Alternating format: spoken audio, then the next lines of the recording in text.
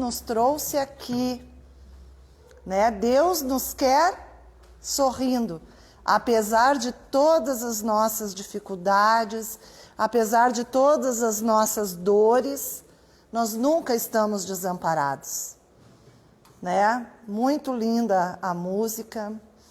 E hoje, pessoal, nós vamos estudar um pouquinho a respeito do capítulo 4 do Evangelho segundo o Espiritismo, nos itens 18 a 23. Lembrando que hoje é o dia da família, né? Vocês sabiam que hoje é o dia da família? Ah, que bom! Então, né, que bom que nós temos família, né? E hoje nós vamos entender um pouquinho melhor e ver um pouquinho da história da família também, para entendermos algumas questões que a doutrina espírita nos traz a respeito dos nossos laços afetivos, né? Então vamos começar aqui, ó. O título do nosso capítulo, né, do nosso item é a reencarnação fortalece os laços de família, ao passo que a unicidade da existência os rompe. Ou seja, né, só no título a gente já pode fazer algumas reflexões. Se nós acreditássemos que teríamos uma única encarnação, que nascêssemos nessa vida, morrêssemos e acabasse, não tivéssemos outras encarnações, o que seria dos nossos laços familiares? Muitos se perguntam, né? Será que eu vou me encontrar com meu ente querido que partiu? Né? Será que a nossa família vai se reencontrar depois que estiver na espiritualidade ou não? Né? E o que está dizendo? Que os laços de família, eles se fortalecem. Mas nós temos que entender o que é essa palavra laço, para podermos compreender o que os espíritos dizem. No item 18 começa assim o ensinamento. Os laços de família não sofrem destruição alguma com a reencarnação, como pensam certas pessoas. Ao contrário, tornam-se mais fortalecidos e apertados. Mais fortalecidos e apertados. Só que vejam, eu grifei lá a palavra laços, né? Para que a gente pense, por que os espíritos usaram a palavra laços e não usaram a palavra nó? Por que os nós de família? Né? Porque a gente tem mais nó na família do que laços, né, gente? Por incrível que pareça. Mas vamos entender aqui, então, o que é laço, o que é nó, né? Ambos são a mesma coisa ou não? Não? Sim ou não? Não. Ah, muito bem. Mas antes vamos definir, então, aqui. Não, vamos usar ainda esse termo aqui, ó. Vejam aqui a figura de um laço. É um desenho de uma corrente, né? Com aberturas. Vocês vejam que elas estão entrelaçadas. Mas não é flexível? Se a gente quiser se desfazer, a gente se desfaz ou não? Sim, né? Então, assim, ó, o laço é algo sutil, é algo que não prende, que não aperta, que não tortura, né? Porque ela tem essa leveza, essa mobilidade. E o nó? O nó prende? O nó segura? Vamos pensar, uma carga em cima de um caminhão daquela carroceria de madeira. Vai lá e puxa bem o nó, né? Mas não tem Cristo que faça a carga cair, porque o nó está apertado. Né? E assim tantas outras coisas que a gente dá nó na nossa vida e deixa apertado. Então, relacionamentos tipo nó, que prende, que tira a liberdade, que nos humilha, relacionamentos tóxicos na maior parte da nossa vida são nós, né?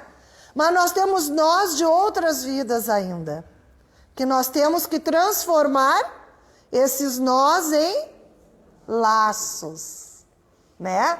Vai trabalhando o nó um pouquinho ali, vai puxando, soltando, a tal da sacolinha do supermercado, a gente vai dar um nozinho, depois a gente não fica lá batalhando para desmanchar o nó. É isso que nós temos que fazer nos nossos relacionamentos familiares, né? Soltando esses nós para que vire um laço, um lindo e belo laço. Por isso que os espíritos usaram a palavra os laços de família.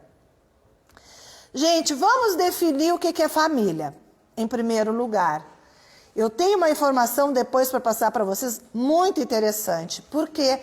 Porque a história da família, o conceito de família, vem mudando muito nos últimos 100 anos. Pouco mais, 110 anos, né? Mas vamos pegar aqui, ó. A família, do termo latino família, é um agrupamento humano formado por 2 ou mais pessoas, com ligação biológica, confere, né? Sangue, ancestrais, avós, bisavós, tios, confere, são da nossa família também? São, né? Legais ou afetivas, né? Famílias que têm um contrato lá, né, de casamento, né, ou adoção, então entra aqui nos legais ou afetivas, que geralmente vivem ou viveram na mesma casa. Até aí, tranquilo? Vocês concordam ou discordam? Sim, beleza. Então, tá definido. Continua. Pode ser formada por pessoas solteiras. Como assim? Família formada por pessoa solteira? Casais heterossexuais, casais homossexuais, entre outras constituições presentes em diferentes contextos sociais. Constitui uma das unidades básicas da sociedade. E aí vale a pena a gente voltar um pouquinho na história para entender essas mudanças e nós, na verdade, nos darmos conta que a própria lei vai mudando e falando de laços afetivos. A lei, não a lei de Deus, a lei dos homens. Hoje, a família socioafetiva é o que constitui realmente uma família. Casado no papel ou não, não interessa. São os laços afetivos. Vejam que o Evangelho foi escrito em 1800 e pouco. Eu sou péssima para a data, tá? Então não me apague esse detalhe. Quando ele foi escrito, 160 anos atrás, já se falava em laços afetivos. E agora, gente, agora é que a lei se modifica para valorizar os laços afetivos. Olha que interessante, pessoal. O antigo Código Civil, que datava de 1916, antigo, né? Regulava a família do início do século passado. Em sua versão original, trazia estreita e discriminatória visão da família, limitando-a ao casamento. Então, em 1916, 1920, 30, o que era a família? Somente as pessoas que eram casadas no papel, né, como a gente diz popularmente. Só. Então, um homem e uma mulher e os filhos, se eles fossem casados na igreja, não era considerado família. Só casado no cartório. Entenderam? Por que era assim, né? Impedia a sua dissolução, não se podia separar naquela época, né? Fazia distinções entre seus membros, marido e mulher, homem e mulher, né? Trazia qualificações discriminatórias às pessoas unidas sem casamento e aos filhos havidos dessa relação. Então, se lá em 1919 tinha um casal que se conheceu, que se apaixonou, que se amou e teve filhos, eles eram apenas um casal. Um casal com filhos, não uma família. Vocês entendem a diferença do conceito? As referências feitas aos vínculos extramatrimoniais, fora do casamento, e aos filhos ilegítimos, eram punitivas e serviam exclusivamente para excluir direitos, na vã tentativa da preservação da família constituída pelo casamento. Então a gente ouve ainda o termo, né? O homem pulou a cerca e lá teve um filho. Aquele filho é o quê? Hoje é um filho legítimo, com todos os direitos legais que um filho dentro do casamento tradicional. Naquela época, o filho não tinha direito aos mesmos direitos que os filhos legítimos, né? Eram considerados filhos bastardos, o termo que já não se usa mais, né? Então, assim, o direito da família, do casal, dos filhos, tudo mudou com a evolução desses 110 anos. É muito interessante a gente parar e olhar. Então, aqui o objetivo era um. E nós vamos ver que depois vai ser outro. Vamos adiante. Em 1988, nós estamos em 1916. Já passamos para 1988. Então, a Constituição Federal de 88 absorveu essa transformação e adotou uma nova ordem de valores. Então, os valores de 16 já não valem mais. Já mudou tanto que tem que fazer algo diferente. Privilegiando a dignidade da pessoa humana. Olha o objetivo, dignidade da pessoa humana. Realizando verdadeira revolução no direito de família a partir de 3 eixos básicos. Então, em 88, a Constituição Familiar muda, baseado na dignidade da pessoa humana. Está no artigo 266, que são termos técnicos, né? A entidade familiar é plural e não mais singular, sendo várias formas de constituição. Então, não é mais só o pai, a mãe e os filhos. Mudou, né?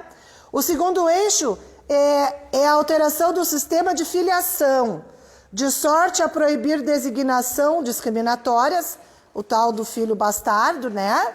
Decorrentes do fato de ter a concepção ocorrido dentro ou fora do casamento. Então, esses filhos passaram, a partir de 88, a ter os mesmos direitos, né? São filhos. Ponto. Não interessa se é dentro ou fora do casamento. E a terceira grande revolução situa-se nos artigos 5º, inciso 1º, e no artigo... Eu não sei aqui, gente, não sou da área do direito. Então, me perdoe quem sabe. Tá? Ou seja, o que aconteceu? Ao consagrar o princípio da igualdade entre homens e mulheres, que derrogou, né, que mudou mais de uma centena de artigos do Código Civil de 1916. Então, observe como a evolução moral vai fazendo com que as leis se modifiquem também. Né? As leis dos homens. As leis dos homens, exatamente. E olha a mudança mais sensacional, gente. Todas as mudanças sociais havidas na segunda metade do século passado e o advento da Constituição Federal de 88 levaram à aprovação do Código Civil de 2002. E o que diz esse Código Civil? Com a convocação dos pais a uma paternidade responsável. Ou seja, o pai tem que ter voz ativa, atitude ativa dentro da educação dos filhos. Não é mais só a mãe, é o casal que tem que ser responsável pela educação dos filhos, né? E a assunção de uma realidade familiar concreta, onde, olha só, os vínculos de afeto se sobrepõem à verdade biológica, após as conquistas genéticas vinculadas ao estudo do DNA. Uma vez declarada a convivência familiar, não interessa se é filho de sangue ou não, se é irmão de sangue ou não, não interessa, a partir de 2002, né? Prioriza-se a família socioafetiva, até que, enfim, chegamos ao que lá no início estava dizendo, laços afetivos, né? Então, prioriza a família socioafetiva, a não discriminação do filho, a corresponsabilidade dos pais, os dois têm responsabilidades quanto ao exercício do poder familiar, e se reconhece o núcleo monoparental como entidade familiar. Então, uma mulher solteira que tem um filho ou 2 filhos, ela é sim uma família. Ela sim tem uma família. E a 1916, imaginem uma mulher solteira com um filho, né? A gente já pensa em todas aquelas coisas que se falaria antigamente. Mas graças a Deus que a evolução está acontecendo, né? Na vida dos homens e nas leis também. E aí, gente, a família mudou, né? A constituição familiar mudou. Lá no tempo que era só pai e mãe casados com os filhos, hoje nós temos o quê? Avós que cuidam dos seus netos. É uma família. Uma mãe que tem os seus filhos. É uma família. Um pai que tem os seus filhos. Continua sendo uma família. Ou uma grande família, né? Como a gente vê, mora lá mãe, pai, avô, avó, um primo, um tio e mais os filhos. É uma família. Então houve uma grande mudança nesse aspecto familiar. E aí, aonde entra a doutrina? Falando dos laços afetivos, e aqui os benfeitores continuam nos explicando por que esses laços não se rompem quando são laços afetivos. Eliane, e quando não são? Se rompem ou não? Quando acontece um casamento por interesse, esses laços vão permanecer quando desencarnam ou não? Quando casam por paixão, desejos da carne, esses laços vão se romper ou não?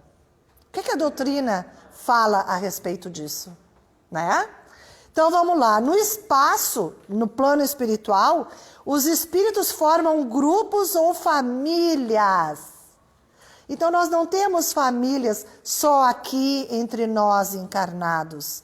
No plano espiritual temos as nossas famílias, sim, né? Então são entrelaçados pela afeição, pela simpatia e pela semelhança das inclinações. O que vai me unir é a simpatia com aquele irmão, com aquele espírito, né? Por nós termos as mesmas inclinações, os mesmos gostos. E aqui entre encarnados, nós encontramos pessoas assim? Encontramos? Na nossa família, de repente, não tem um irmão que a gente se dá melhor do que outro? O pai ou a mãe, às vezes a gente se dá bem com o pai, não se dá bem com a mãe, ou vice-versa, né? São laços afetivos, né? Porque pensam parecido, porque agem parecido. Então são laços que a gente já traz de outras vidas para essa. Assim como também nos encontramos com os nossos inimigos na família. E aí daquele nó a gente tem que ir tratando para transformar num laço, né? Então eles continuam ditosos, ou seja, felizes por se encontrarem juntos. Esses espíritos se buscam uns aos outros. A encarnação apenas momentaneamente os separa, né? Ou seja, nós estamos aqui, mas nós estamos momentaneamente separados da nossa família espiritual. Porquanto, ao regressarmos, né, regressarem à erraticidade, ao plano espiritual, novamente se reúnem como amigos que voltam de uma viagem. Então, às vezes, nós ficamos preocupados, né? Quem perde entes queridos fica preocupado. Tá, e aí o que vai ser?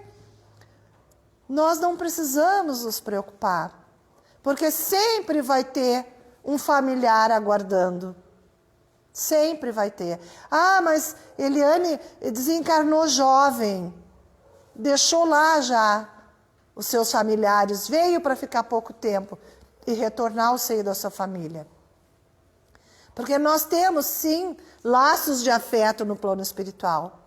Então, o nosso coração tem que se acalmar, tem que confiar quando perdemos os nossos entes queridos. Porque eles estão muito bem cuidados. Né? Porque Deus sempre está conosco, encarnados e desencarnados. Jesus sempre está conosco, encarnados ou desencarnados. E todos nós vamos, sim, encontrar amparo quando chegamos no plano espiritual. Voltamos como se fosse, né, uma viagem, como diz aqui. E aí continua o Evangelho falando, que afeição é essa? Né? Afeição real. Afeição do laço. É aquele amor sublime, é o carinho que transcende o nosso corpo físico. É aquele amor tão puro e terno, né? De companheirismo, um relacionamento sem brigas, sem discussões. Esses são os nossos laços de afeição real. Então diz aqui, ó, está bem visto que aqui se trata de afeição real, que os benfeitores nos dizem, de alma a alma. Única que sobrevive à destruição do corpo. Porquanto os seres que neste mundo se unem apenas pelos sentidos, nenhum motivo têm para se preocuparem no mundo dos espíritos. Então, de novo, né? O que é os sentidos? O que são a união pelos sentidos? É a carne. E hoje, mais do que nunca, nós vemos uniões pelos sentidos. Os jovens se conhecem, né? Numa noite, num dia, na outra semana eles já estão indo se encontrar intimamente, dali um mês já estão morando juntos. Não sabem quem é a outra pessoa, não sabem os gostos, não sabem as inclinações, eles vão se conhecendo durante o relacionamento.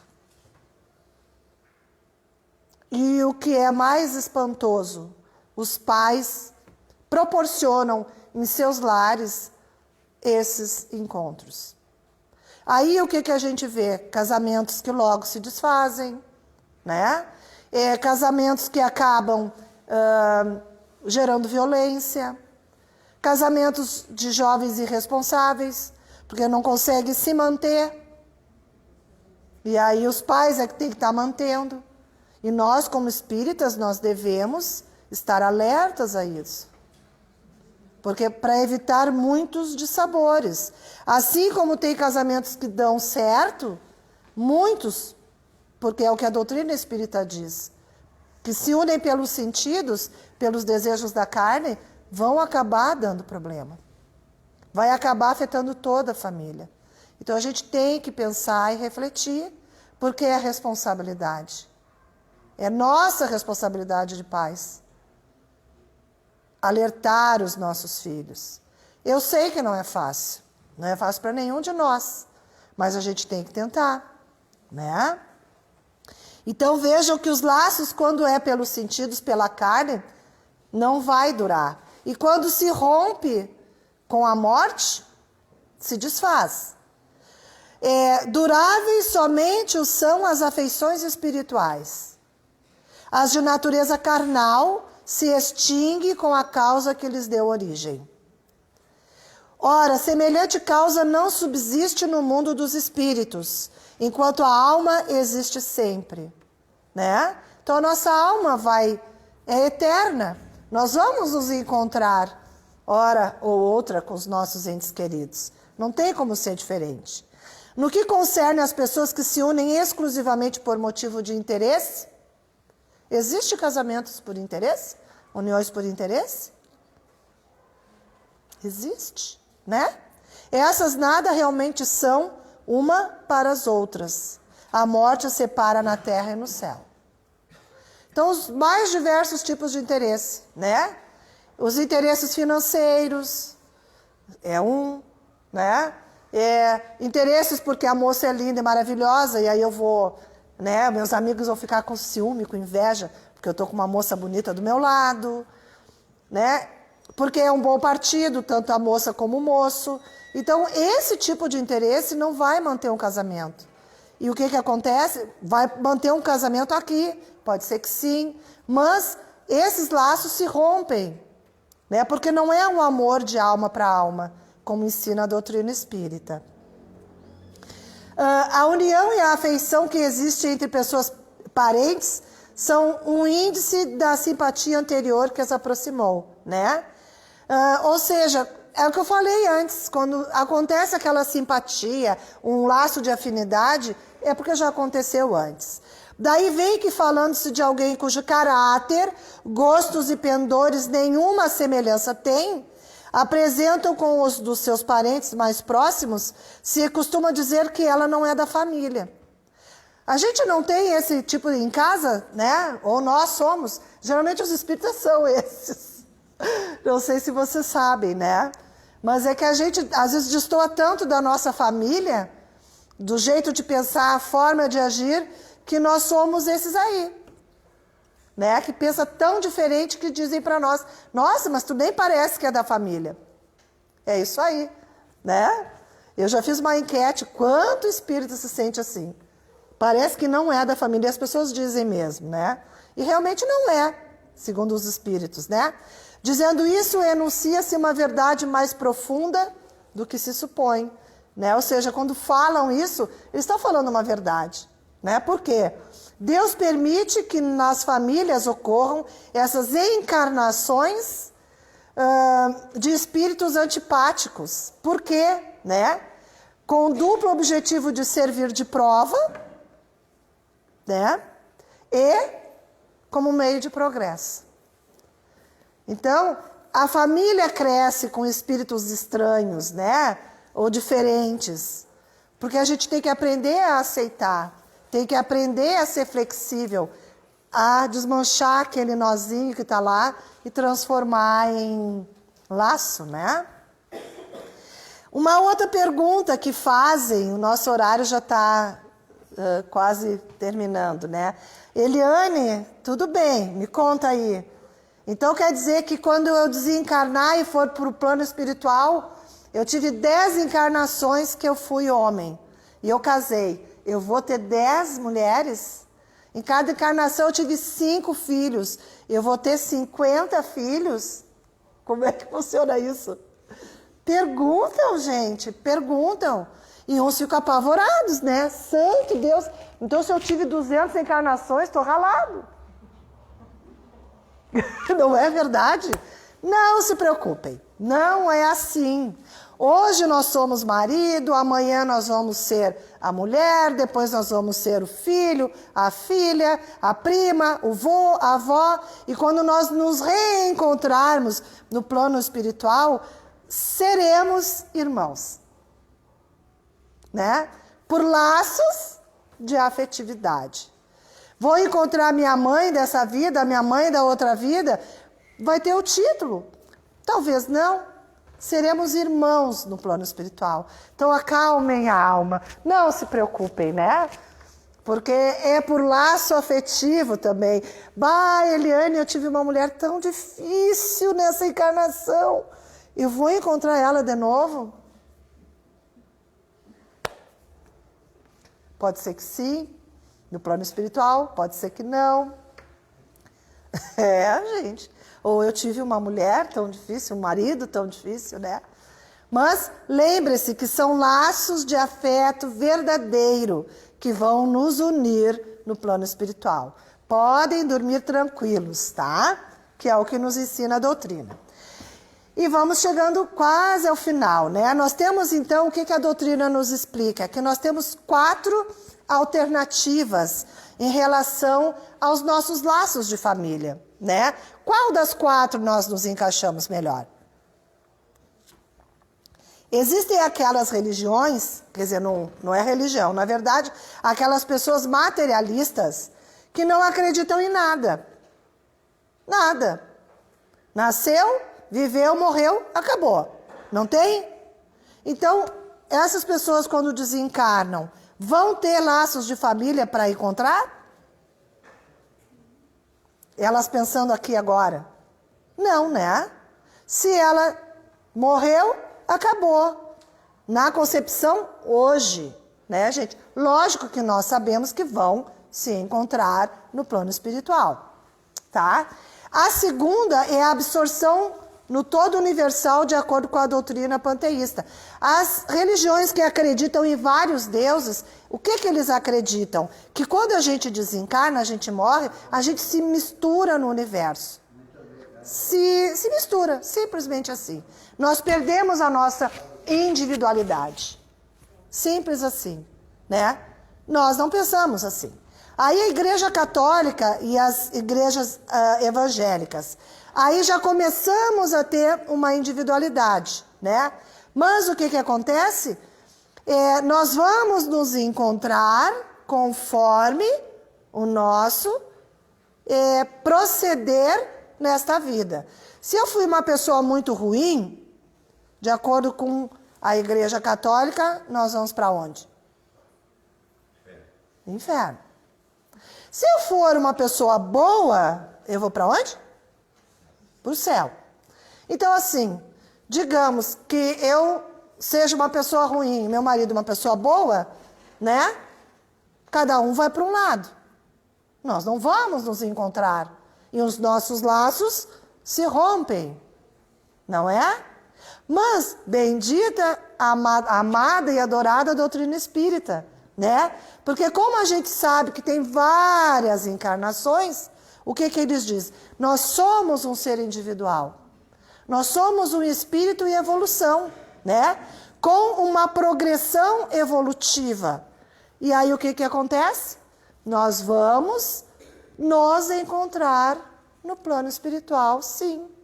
Mas sempre por causa do amor, alma para alma. Laços, não nó.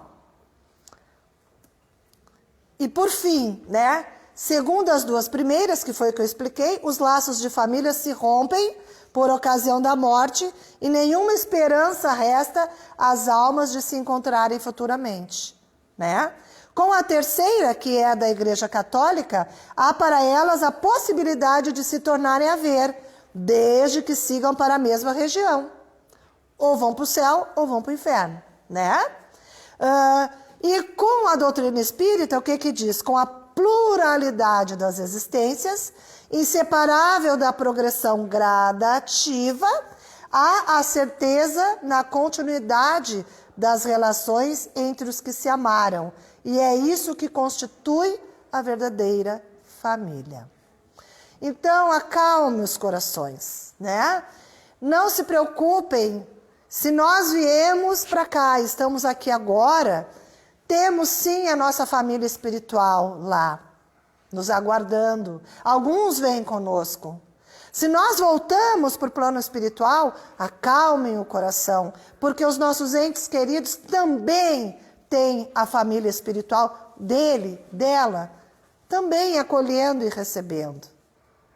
Isso não é é uma dádiva, né? Realmente a gente conhecer a doutrina espírita. Como consola saber que a gente tem esse amparo dos nossos amigos, né? Dos nossos irmãos espirituais.